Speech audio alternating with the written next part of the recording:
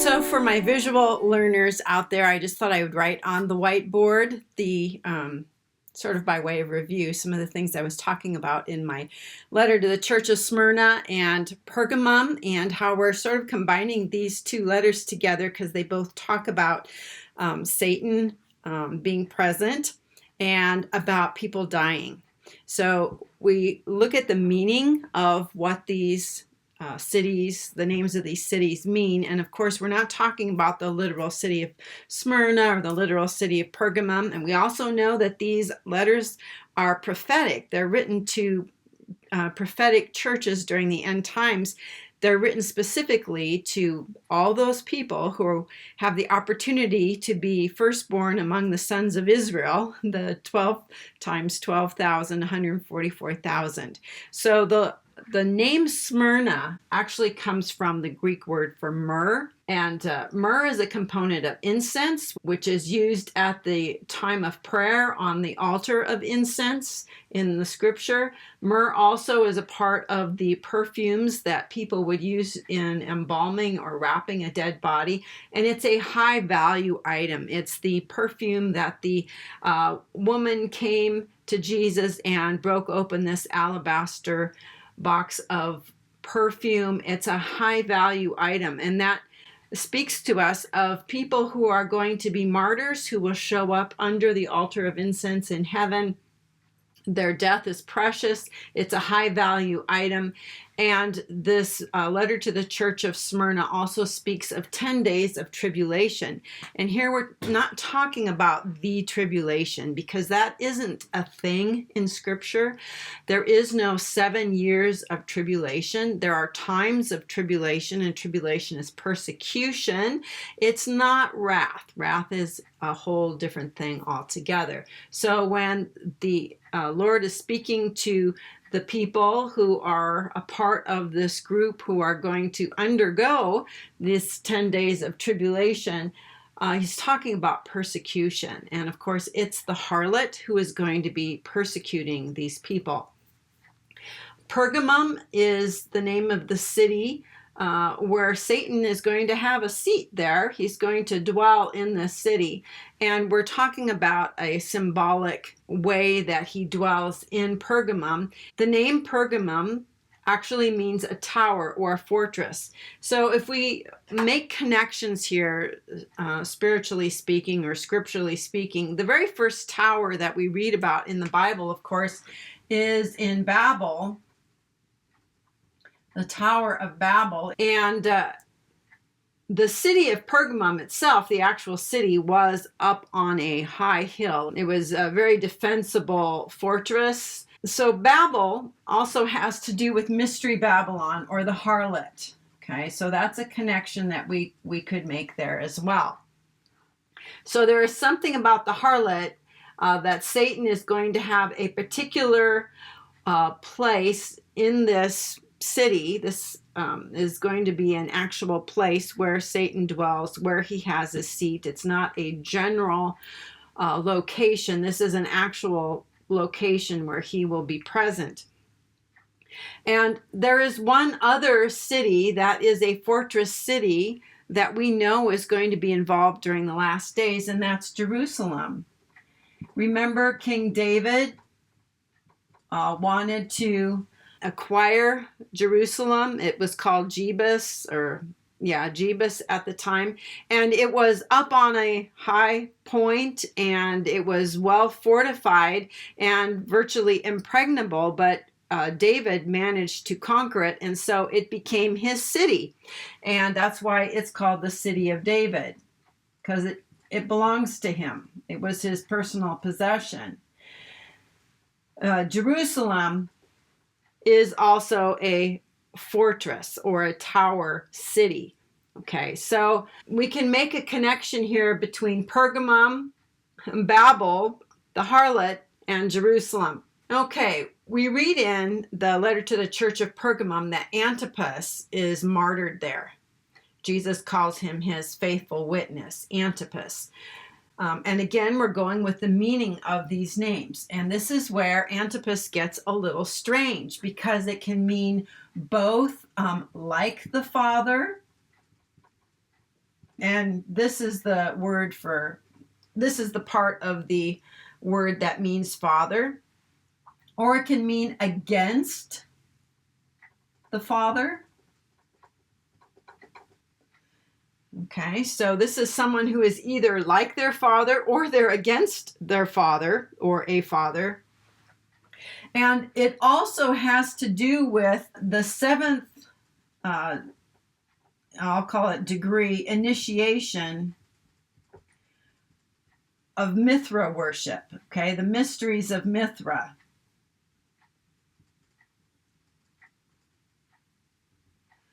Okay, Mithra was a god that was worshipped back in the 1st century. And the 7th degree is called the pater, or the father, or this is the other way we could think of that is the Pope. And from what we've learned about Mithraic worship, there was a variety of symbols that went along with this 7th degree of being a father, okay? And some of those were the mitre, which is that odd-looking fish-shaped hat that the Pope wears. He also has a scepter that is associated with him, and very expensive jewels. There's a ring that he wears, and also garments that are very expensive and with gold and silver and metals, precious metals, running through it. So that also reminds us of the harlot, okay? Now, back in the days of the Reformation, people thought that the Roman Church, Roman Catholicism, was either the Antichrist, the beast, the false prophet, and the harlot, and that they were all kind of meshed together in this sort of one evil entity.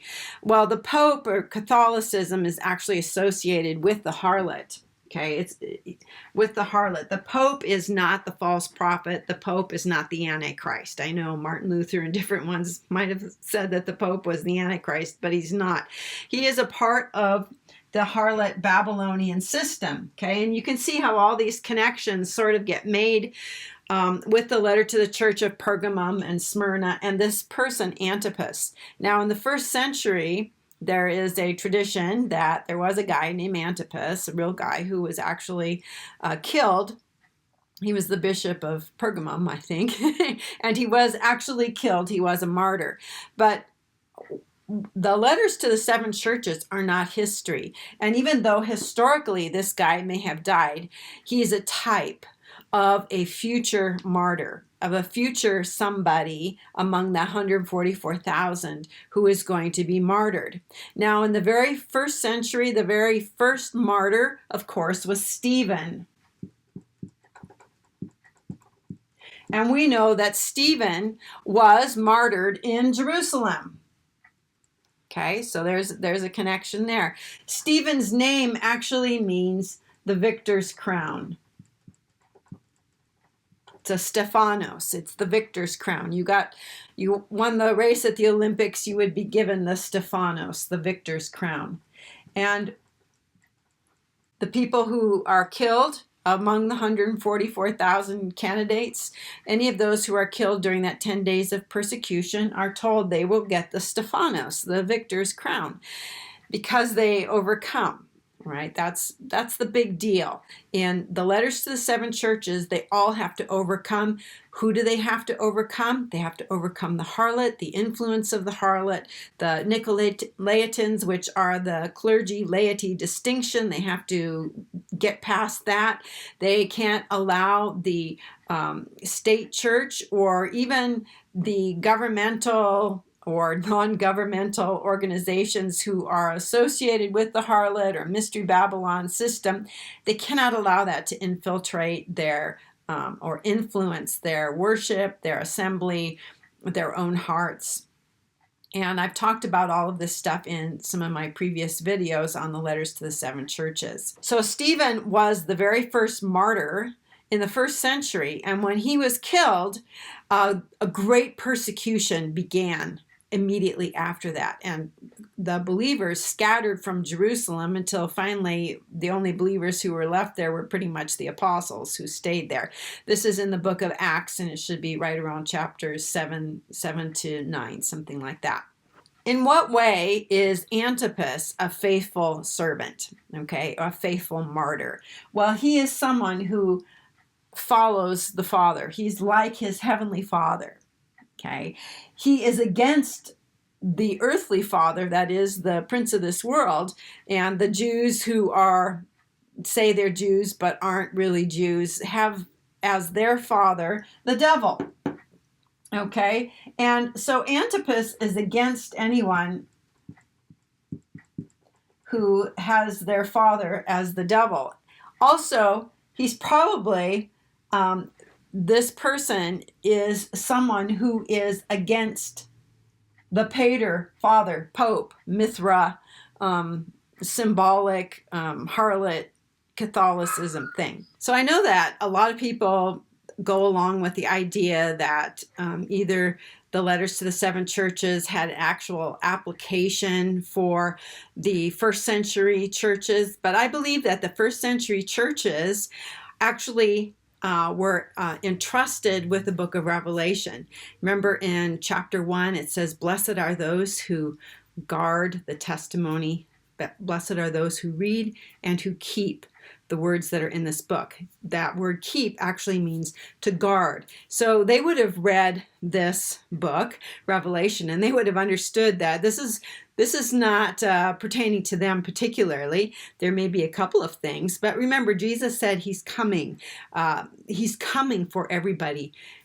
In those churches, not just the Church of Philadelphia. Okay, he's coming for everybody except for the people who are going to be martyred, and then they actually arrive in heaven, so he doesn't come for them. Their spirits arrive in heaven, and almost immediately upon them being in heaven, upon their arrival, they're given a white robe that is a resurrection body, and they stand in that resurrection body in God's presence before his throne.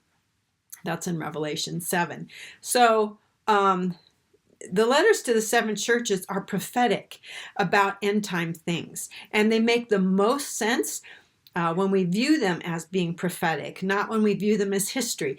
They lose all of their wonder when we view it as history. They get so dry, and there really isn't any, it doesn't make any sense about these 10 days of tribulation, for example.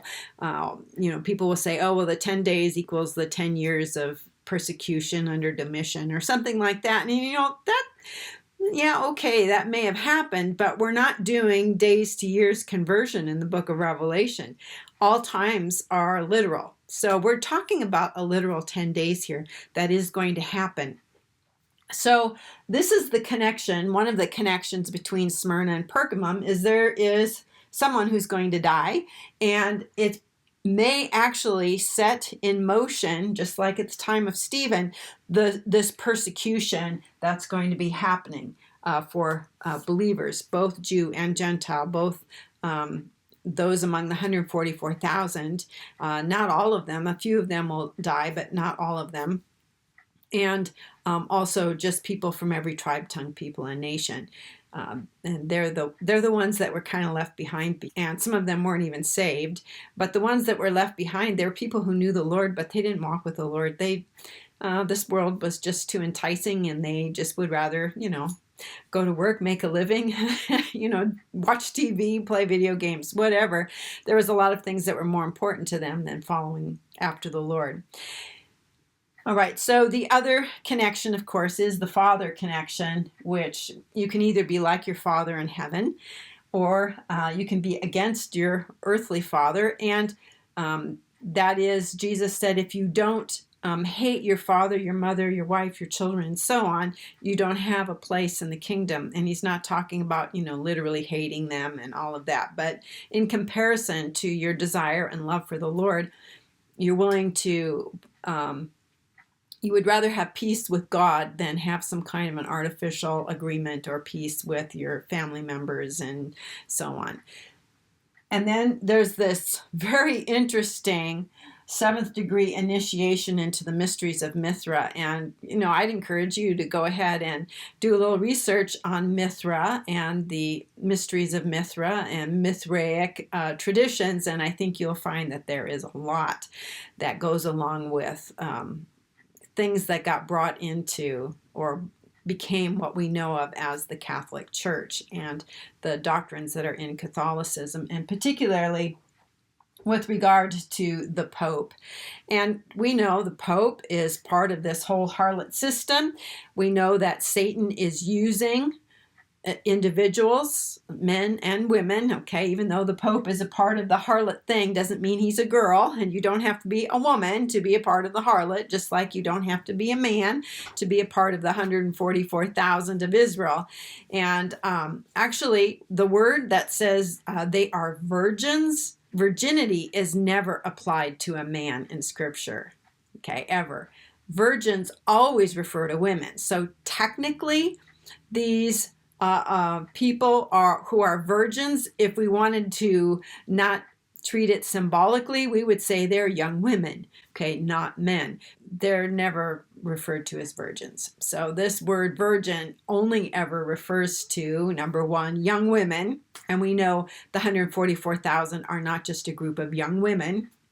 And the second thing we're talking about is spiritual virginity. Okay, that means spiritually speaking, people who are going to be among the 144,000 have not fornicated with the harlot or Jezebel or allowed any of that harlot stuff into their fellowship. Okay, so a lot of people have asked me the question, well, what about our churches right now? What about my pastor? What about, my priest who is, I'm sure he's born again. And, are they going to go to hell, or are they not going to go on the rapture if they stay a part of this harlot infiltrated system? And the answer to that is no. These commandments that are given to the people, the 144,000, those are not commandments for us. We're living in the time when the church has been leavened, okay? There's been leaven that's put into 3 measures of meal, okay? There's been the teaching of traditions and so on. And after 2,000 years, yes, our fellowships have been made into a mixture by all kinds of things. And God knows that. And for now, that is not something that's going to keep anyone from being raptured. It's not going to keep your pastor from being raptured, or you, or anybody else, because this is not something that God has commanded us. However, once the sons of God are identified by their immortal bodies and have been taken into heaven in a rapture, the 144,000 who are that new foundation, that new apostolic foundation, that next cohort that the 12 apostles were a type of in the early church, they are not going to be allowed to do things the way we've been doing them for all these years. They cannot. And that's because God is almost ready to judge the harlot and all the stuff that goes with her. So you don't want to have her in your fellowship. You don't want to be associated with her, because you will participate in the judgment. Not that you're going to be thrown into the lake of fire or you're going to go to hell or anything like that. But when she's judged, you'll be a part of it. And that's the warning that's in the letter to the church of Thyatira, that she will be Jezebel. She will be thrown on a sick bed, and all those that commit adultery with her will be thrown into great tribulation. Okay, and that great tribulation in this case is the great tribulation, which is that 6th trumpet judgment on that single hour, day, month, and year when the harlot is destroyed. By fire, smoke, and sulfur, a 200 million man army and 4 angels that have just been released from the river Euphrates. Happening on the same day as the abomination of desolation, it's the second woe. The second woe lasts less than a day. Okay, that's Revelation chapter 11, where we read about the second woe. Okay, so this is sort of for my visual learners, and I hope it helps to reinforce for, just for you in general, anybody who's watching this video. The next thing I want to kind of address here is the the idea that Satan is going to be here to throw some of the 144,000 in prison. It says the devil is going to throw some of you in prison and some of you are going to die.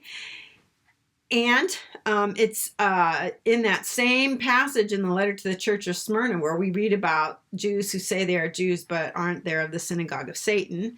And then in the letter to the church of Pergamum, we again read about Satan, how he's going to have a throne in a place, and he is going to be dwelling in a place. So where would that be?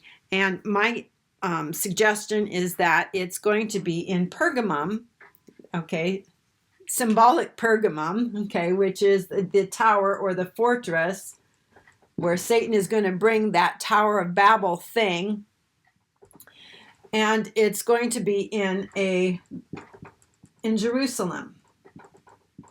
Okay, it's in Jerusalem. And that's how I'm connecting this, okay? You don't have to agree with me. You can do your own research and come up with whatever you think is the correct thing. But here's some things that we know. We know that Satan is going to be on the earth right about the time that believers are born. So in Revelation chapter 12, we read about in that second sign, the sign of the dragon, that Satan stands before the woman. Okay, the woman is Israel. And remember, Israel's on the earth. Israel is not up in the sky. Israel is on the earth. Satan is going to stand before the woman. He's not making war with the woman. Okay, he doesn't have an issue with the woman. He's going to try to devour the child as soon as it's born. Okay, so Satan is on the earth, and he's going to take his tail, which is his animalistic appendage. So this is how we know he's a kind of a beast. He doesn't have a heart toward God. And he's going to cast a third of the stars to the earth. These are a third of his total amount of angels. He has no control over God's angels. He can't take a third of any of God's angels and bring them to the earth, but he can take a third of his and force them to come to the earth. So Satan is going to stand before the woman who is Israel. Okay, so Satan will be on the earth, and he's going to stand before the nation of Israel. He's going to be present in Israel, waiting for the child, the man-child, to be born. He's going to try to devour the child, and then the child is going to be caught up to God and to his throne. And remember, anytime we're talking about a male child, we automatically have 7 days that's associated with a male child. And in this case, we're talking about a firstborn. And it's Jesus, and it's also any of us who are firstborns, any of us who have been in the firstborn boot camp school of the Holy Spirit. So there's always 7 days that's attached to a male child. As soon as a male child is born, okay, whether it's, first, second, or third male child, you always have 7 days. But this child is one that's going to rule. So that's how we know it's a firstborn, and we know that we are going to rule along with Christ. Anybody who is a firstborn will rule with Christ when he begins to rule and reign during the millennium. So all these things apply to us. And then we know on the 8th day, that's when the child is given to God. Okay? So that's when the child gets a name, circumcised, and it's given to God. Okay? And we see this child then being in heaven in Revelation chapter 4 as pictured by the 24 elders who are Christ's assistants, who also are kings and priests. They wear a crown, they sit on thrones, they have golden bowls of incense, and we know from Revelation chapter 1 that we have been made a kingdom of priests. We've been made kings and priests through the blood of Christ. So that is something that's introduced very early on in the book, so that when we get there, we'll know that, those people, those 24 elders, those are kings and priests. Those are people. Those are not some kind of celestial eldership. Okay, these are actual Christians. They're believers who are firstborn. Okay, so Satan is going to stand before Israel. He's going to be present on the earth, and he wants to devour the child as soon as it's born. But of course, that's not quite possible because we will have been made immortal. And the word devour there in the Hebrew, when you go to war, you go to devour someone. So we're just talking about spiritual warfare here.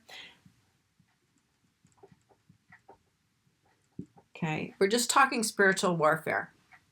And that's something that even now we should be getting experience in spiritual warfare. That's something that the Holy Spirit is training in all of his people, is um, how to withstand the fiery darts of the enemy. Okay, mostly all you have to do is just stay standing. Okay, just stay standing.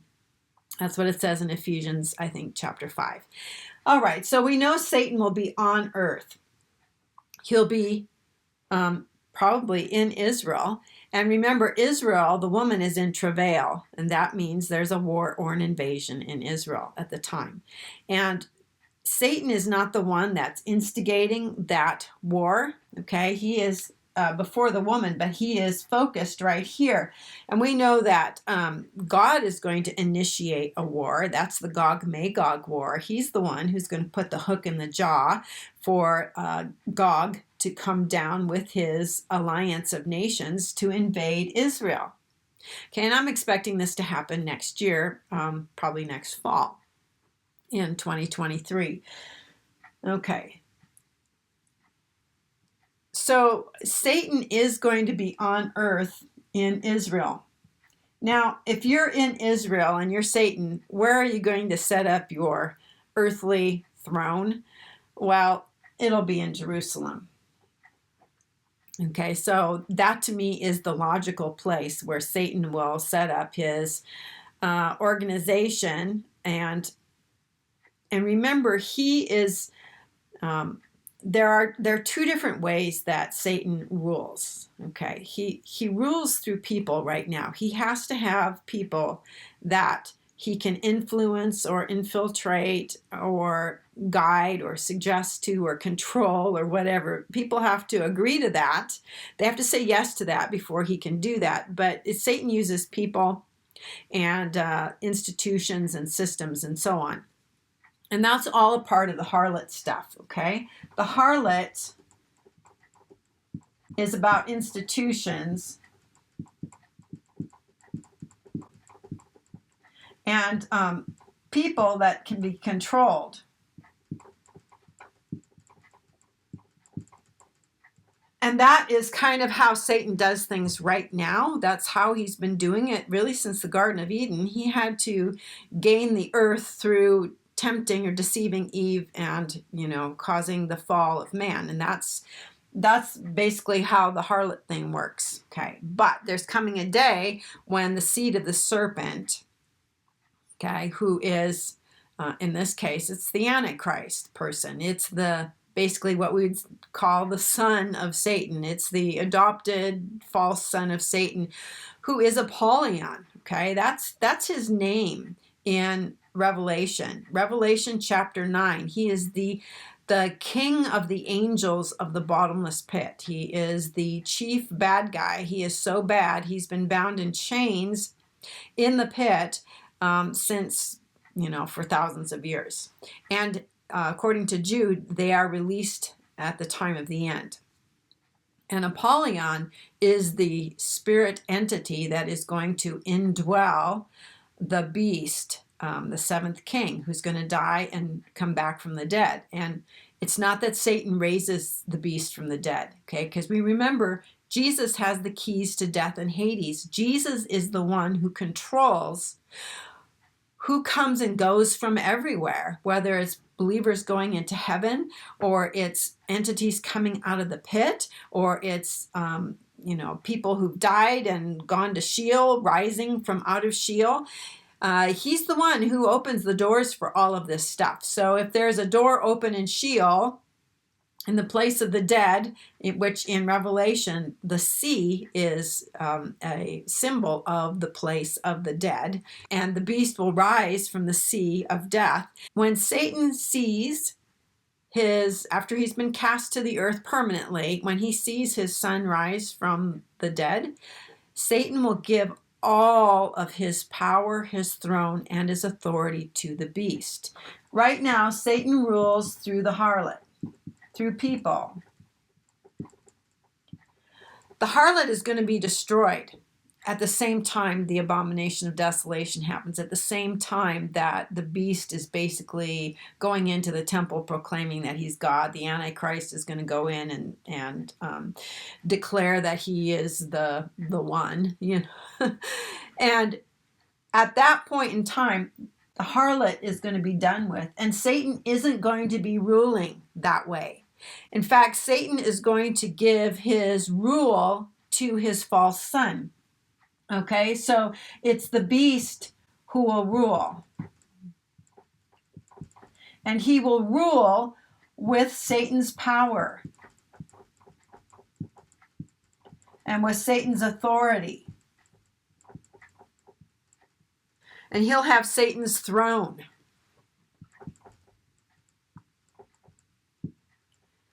So right now, Satan rules through all kinds of people. He influences and it rules through individuals.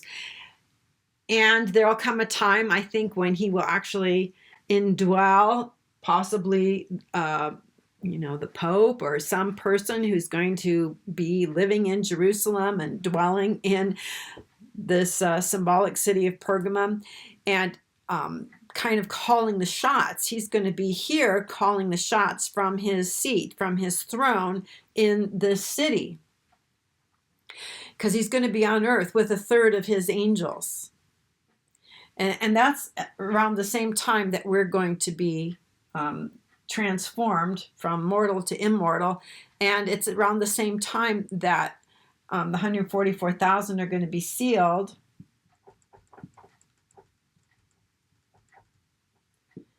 Okay, so we're going to see this. Okay, we'll see this. And Satan is going to personally oversee what's happening here on earth. He's not going to do it through his minions or demons or low-level spiritual whatevers. He's going to personally oversee this himself and do it himself.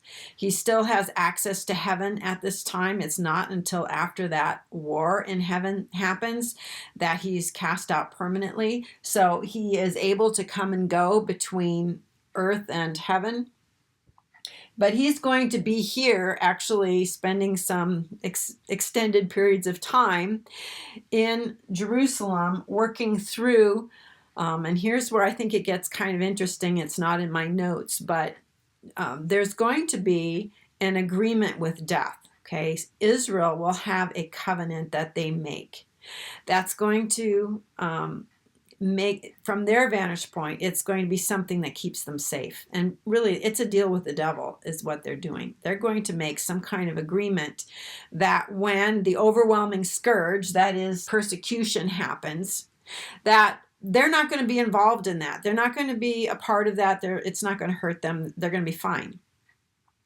It's when this agreement is broken off that all of a sudden they'll realize when they see the harlot being destroyed, and it's an agreement with the harlot and harlot entities who are either satanically indwelt or inspired. And once they see the beast begin to now persecute Israel, that's when the covenant of death is annulled. So we're not talking about a 7-year covenant that gets broken in the middle and so on. There aren't 7 years for this, folks. There aren't. And there is no 7-year tribulation. And I just really wish that other people would do research on that, because that's a big lie, okay? And it's people don't mean to be spreading like the deception that's associated with 7 years of tribulation, but it isn't the truth. It isn't, at least it's not how I see it. And I'm looking at the 70th week of Daniel from the grammatical vantage point and also from a historical vantage point. And I've talked about this so many times before, but there that Jesus fulfilled the first 3.5 years. He's the one who came in with a new covenant when John the Baptist arrived, hailing the arrival of the Messiah. That's the 70th week of Daniel. And Jesus was cut off in the midst of the week. He put an end to sacrifice and offering through his death on the cross. And when that word about, in the Hebrew word about bringing an end or putting an end to sacrifice and offering, it's the same root word where we get our word Sabbath. It's putting something to rest. So it's really important that that you kind of do your own homework and you do your own research and don't just believe what everybody says. And really, the 7-year tribulation thing, everybody is using that as a foundation for building an eschatology. And it is like the crappiest foundation. There is nothing to it. It's a crumbling foundation that in the next few months, people are going to have to get rid of it. And they're going to have to get a better foundation. And really, the book of Revelation is providing for us a timeline, and we'll know when the events associated with our rapture get started, because he's going to stand before the woman, Israel, who is going to go into travail, that is, be invaded. And I think it's the Gog-Magog invasion. So it's going to take a while for that to happen. That's not going to happen like in the next couple months. I think that's something that is maybe a little less than a year out. Okay, so something like September, October next year, 2023. Okay, so I'm just going to kind of summarize the last couple of videos here. That it's in the letter to the Church of Smyrna where we're first introduced to the idea that there is a 10-day tribulation for believers. Okay, 10-day tribulation, not for those of us who are going to be in the first rapture, but for anybody that's left, any left behind believers, and any who are among the 144,000 who are new believers.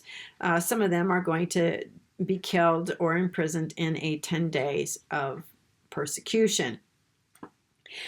We know that Satan is going to be a part of what is going on. The devil is going to be the one who's behind throwing some of these people into prison and killing some of them.